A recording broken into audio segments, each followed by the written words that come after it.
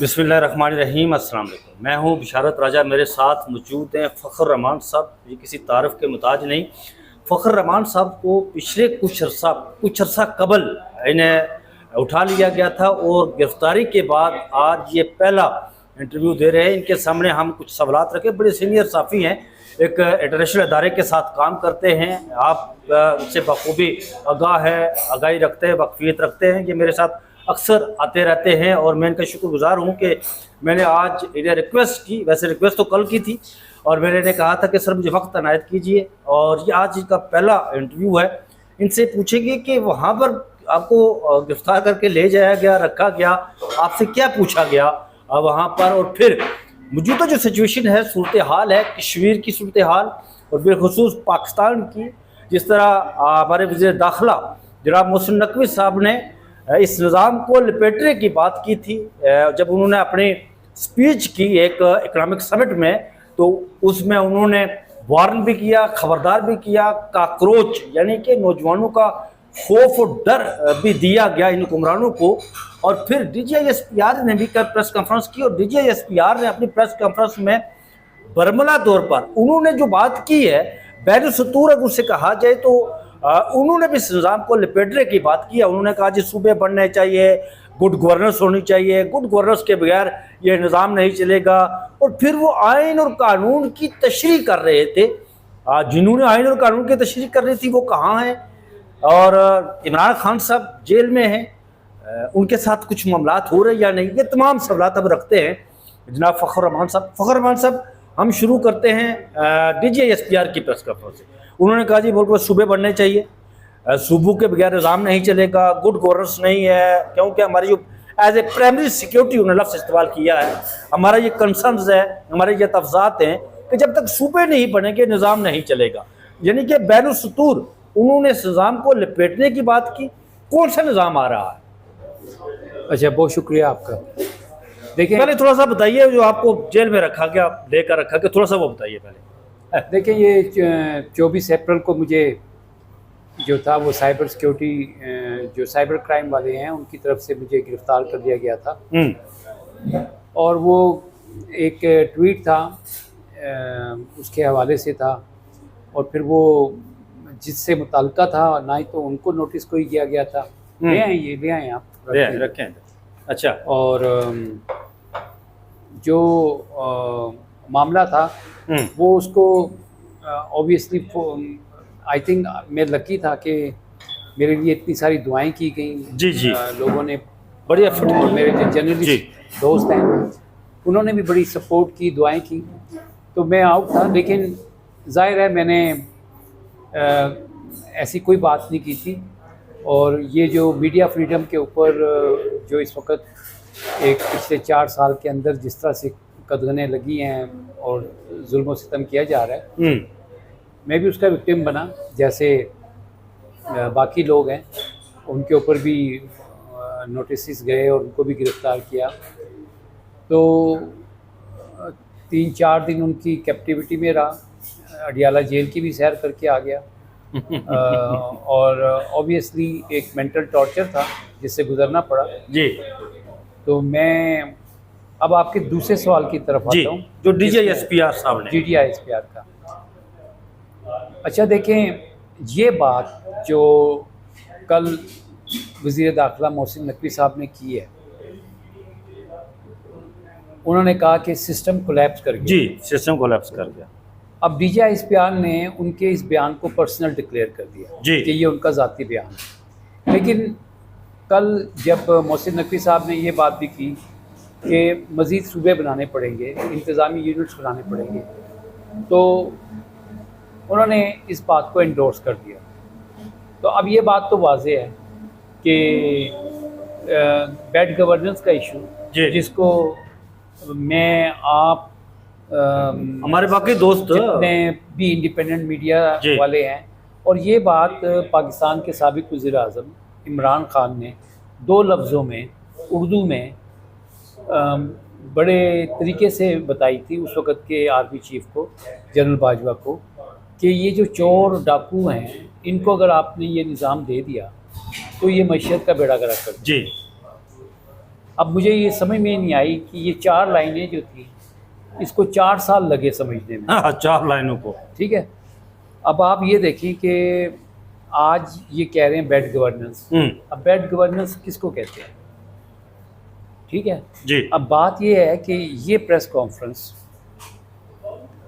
जो थी ये एक तरह से एक चार्जशीट है DGISPR की प्रेस कॉन्फ्रेंस। हाँ। वज़ीर दाखिला की भी, मोहसिन नकवी की भी और DGISPR की भी। और कल वज़ीर दाखिला ने जिस तरह पाकिस्तान के ताजिरों को इकट्ठा करके इकनॉमिक समिट की और वहाँ पे उनको भी जिम्मेदार ठहरा दिया जी, तो उन्होंने सबको लपेट दिया। बहुत बड़े पूरे मुल्क भर से कारोबारी शख्सियात को बुलाया हुआ था और एक ऐसे मौके पर उन्होंने ऐसा बयान दिया। आज मुझे नहीं पता चला कि स्टॉक एक्सचेंज की मैंने कोई खबर देखी नहीं। ठीक है, स्टॉक एक्सचेंज वही आज तो कोलैप्स कर गया ना स्टॉक एक्सचेंज। सुन तो लेना। हाँ। तो अब बात ये है कि ये फैसला किसने करना है? अब ये निज़ाम की बात हो रही है। अब आप पहले वाज़े करें कौन सा निज़ाम? पाकिस्तान का जो 1973 का कॉन्स्टिट्यूशन है उसके तहत आपका जो सिस्टम है वो पार्लियामेंट्री सिस्टम ऑफ गवर्नमेंट है। तो आप कौन से निज़ाम की बात कर रहे हैं? और आपके पास किसी नए निज़ाम की बात करने का मकसद क्या है? देखें, रूल ऑफ लॉ जिस मुल्क में नहीं होगा, अदलिया जिस मुल्क में आज़ाद नहीं होगी, जहाँ पे 26वीं 27वीं आईनी तरमीम करके अपनी मर्ज़ी के जज लगाए जाएंगे, अपनी मर्ज़ी की कानून साजी की जाएगी, जहाँ पे लोगों का कारोबार और उनकी जान महफूज नहीं होगी, उनका सरमाया महफूज नहीं होगा। इन 4 सालों के अंदर कोई 100 से ज़्यादा गैर मुल्की कंपनियाँ पाकिस्तान से चली गई। खुद मोहसिन नकवी साहब ने कहा कि 100 अरब डॉलर जो थे वो इस मुल्क से मनी लॉन्ड्रिंग के जी, उन्होंने कराची ये बात की है, खुद की है। 75 अरब डॉलर का दावा किया गया था कि मुल्क में ये 75 अरब रुपए की इन्वेस्टमेंट आएगी, लेकिन ये नहीं हो सका। अब आप बजाय इसके कि आप ये ओपनली जिम्मेदारी कबूल करते कि आप बेसिकली नाकाम हो गए हैं। जी, ये मतलब इस्टेब्लिशमेंट नाकाम हुई है ना। जी हाँ, क्योंकि 8 फरवरी को जो बैलेट बैग्स के ऊपर डाका पड़ा था उसकी वीडियोस आज भी मौजूद हैं। जी। पोलिंग स्टेशंस के अंदर वर्दी में कौन लोग मौजूद थे उसकी वीडियो आज भी मौजूद है। तो पहले अगर आपने इस मुल्क के साथ वफादारी जिसकी आज आपने तशरीह आर्टिकल 5 की शक्ल में सारी कौम को बताई, तो आर्टिकल 5 के साथ एक आर्टिकल छोड़ के आर्टिकल 7 है जी, जिसमें रियासत की तशरीह की गई है। रियासत क्या है? अब बहुत अच्छी बात है कि देर आए दुरुस्त आए, यानी सब कुछ डूब गया, मुल्क कर्ज़ों में डूब गया, एक आम आदमी कर्ज़ों में डूब गया, मुल्क की फैक्ट्रियां बंद हो गई, लोग बेरोज़गार हो गए, घरों में फाके शुरू हो गए, लोगों ने खुदकुशियाँ शुरू कर दी।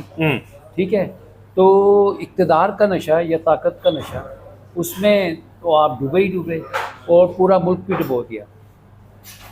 अब एक ग्रैंड रिकन्सिलिएशन की आप बात कर रहे हैं, आप ये कह रहे हैं कि जी इंतज़ामी ढांचा जो है ना मज़ीद जो है ना हमें इसको रीसेटिंग करनी पड़ेगी, ये लफ्ज़ इस्तेमाल किया जी। रीसेटिंग से क्या मुराद है? रीसेटिंग से मुराद ये है कि आप कॉन्स्टिट्यूशन ऑफ पाकिस्तान के अंदर एक बहुत बड़ा जो है ना वो लेकर आएंगे। अब अगर आपने मज़ीद सूबे बनाने हैं, अच्छा देखें मैं आपको बताऊं, ये टर्किश मॉडल जो है ना, ये उसको वहाँ से चीज़ें कुछ ली गई हैं। अब तुर्की में तो एक अरसे से, जी आपने ये ट्वीट भी किया था, बिल्कुल ऐसे ही है। जी हाँ, तुर्की में एक अरसे से वहाँ पे जो सूबे हैं वो इंतज़ामी तौर पे नए बनते चले गए और वो बढ़ाते चले गए। अब वहाँ पे प्रेसिडेंशियल सिस्टम है, पहले वहाँ पे पार्लियामेंट्री सिस्टम था, अब सदर के पास सारे इख्तियारात आ गए। प्राइम मिनिस्टर वहाँ पे एक सिंबॉलिक पोस्ट है। अब सवाल ये पैदा होता है कि अगर आप कानून की हाकमियत को तस्लीम नहीं करेंगे, आप आइन की बालादस्ती को तस्लीम नहीं करेंगे, आप मुझे बताएं ना कि आइन में बहुत सारे जो आइनी ओहदे हैं उनका हलफ दिया गया है, तो ये बता दें कि फिर जो बंदा अपने हलफ की खिलाफ वर्जी करता है उसकी रियासत से वफादारी को आप कैसे किस जुमरे में लेकर आएंगे? सही है। अब मौलाना फजल रहमान ने पिछले दिनों बहुत खुलकर बातें की। उन्होंने कहा कि जी अगर आपने इलेक्शन लड़ना है तो आप वर्दी उतारें और इलेक्शन लड़ें। ठीक है, बहुत सारे लोगों का ये ख्याल है। नहीं, DGISPR साहब ने एक और बात की गुज़रे रोज़, वो ये की, उन्होंने कहा जी कि नौजवान जो है वो समझदार हैं, बाशऊर हैं। नौजवान समझते हैं कि जो वज़ीर दाखिला ने बात की है ना, वो समझते ठीक बात की उन्होंने, यानी देर आए दुरुस्त आई, ये लफ्ज़ इस्तेमाल किया उन्होंने, और बिलखुसूस नौजवानों के हवाले से। ये एकदम से नौजवानों पर क्यों पूरी फोकस्ड हो गया? नौजवानों को पहले उनके सरों में गोलियां मारी जाती थी, नौजवान अपने हक के लिए बाहर निकलते थे तो यूनिवर्सिटियों में जा जाकर कहा जाता था कि आपकी डिग्री कैंसिल कर दी जाएगी, आपको मुलाजमत नहीं मिलेगी, आपके खिलाफ केसेस बढ़ाए जाएंगे, सारा कुछ होगा। और एकदम से ये नौजवान क्यों सबको अच्छे लगने लग गए हैं? अच्छा, DGISPR साहब ने भी कहा कि नौजवान जो है वो इस कौम का सरमाया है और वो खुश है कि चले देर आए दुरुस्त आए, कुछ ना कुछ हो रहा है। देखें, जब से इमरान खान ने ये बात की कि पाकिस्तान की जो आबादी का बड़ा हिस्सा 60% नौजवान जो इस मुल्क का मुस्तकबिल है जी, और आपका जो राब्ता है वो नौजवानों से टूट रहा है, नई नस्ल जो है उसके साथ टूट रहा है। बिल्कुल ऐसे ही है। तो उसके बाद हमने देखा कि DGISPR जो थे वो कॉलेजेस में, यूनिवर्सिटीज़ में जाना शुरू हुए। बिल्कुल ऐसा ही है सर। अच्छा, जो बात आपने अपने सवाल में कही जी, ठीक है, वो बात अपनी जगह पर है, लेकिन कल हमें इसका रिज़ल्ट मिला कि ओवरऑल जो वो उन्होंने मुल्क भर के यूनिवर्सिटियों में और वहाँ जाके जो स्टूडेंट से मुलाकातें की जी, उसके बाद उनको रियलाइज़ हो गया कि हम इनको कन्विंस नहीं कर सकते। अब बात ये है कि आज भी इस वक्त भी जो प्रेस कॉन्फ्रेंस DGISPR ने की है, ये मेरा ख्याल में जब आपने पहले ओपनिंग में कह दिया अपनी स्टेटमेंट में कि सिक्योरिटी और दहशतगर्दी के मामलात पर हम बात करेंगे, आपसे सवालात हुए, आप फिर उस डोमेन में चले गए। अब बात ये है कहने की कि आप सरकारी मुलाजिम हैं, आप लेफ्टिनेंट जनरल के ओहदे पर हैं, तो पाकिस्तान के अंदर एक अमन व अमान की सूरत हाल आज से नहीं है, काफ़ी सालों से है।